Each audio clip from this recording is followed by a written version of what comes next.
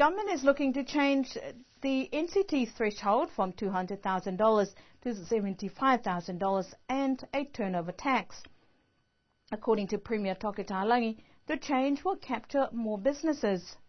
There are two parts of this, Mona. One is with respect to the NCT threshold. We're going to reduce that to $75,000. 15 new businesses are going to be affected by this. Part of the reasons why we're doing this is because there seems to be some unfairness, especially in relation to tourism-related businesses, where some of the businesses are paying NCT and some are not. Therefore, there's an anomaly, if you wish, in the prices that some companies charge, if you wish. The second is in relation to the small businesses and their turnovers. What we're finding at the present moment is some of them are struggling and continue to struggle to provide their tax returns on an annual basis. So what we're trying to do is use a turnover tax of, say, $20,000 to $50,000 and say to them, look, if you're earning $20,000 a year, that's your turnover, we'll assess your tax at $500 or something like that, and that's all you need to pay.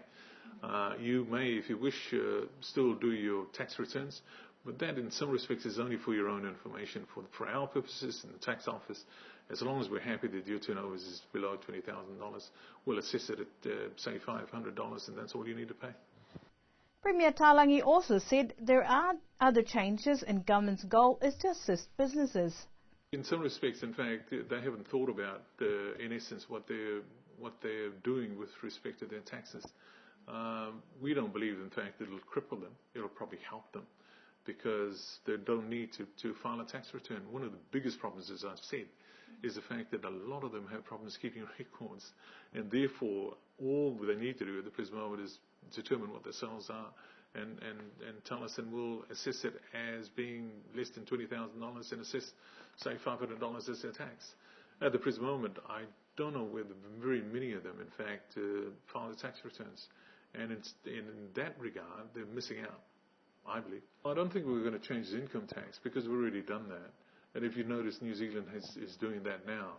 We did ours last year.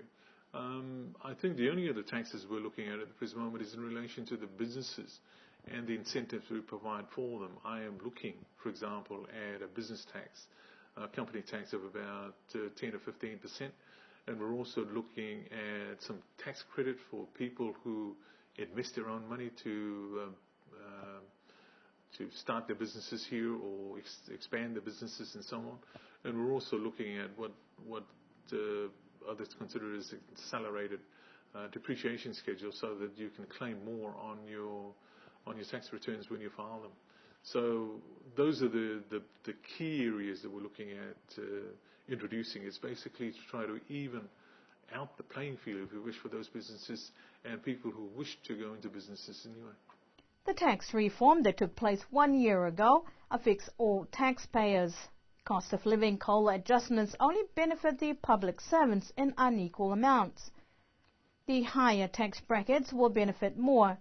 Premier Talangi also said government used tax reforms to increase all workers' pay by adjusting the tax rates and offering rebates to lower income earners. The reason old folks received a $20 increase last year because they are not taxpayers, therefore needed to have a bit more. However, he said balancing changes is difficult but worthwhile if the principle is understood to help improve and increase pay without changing the total cost and budget.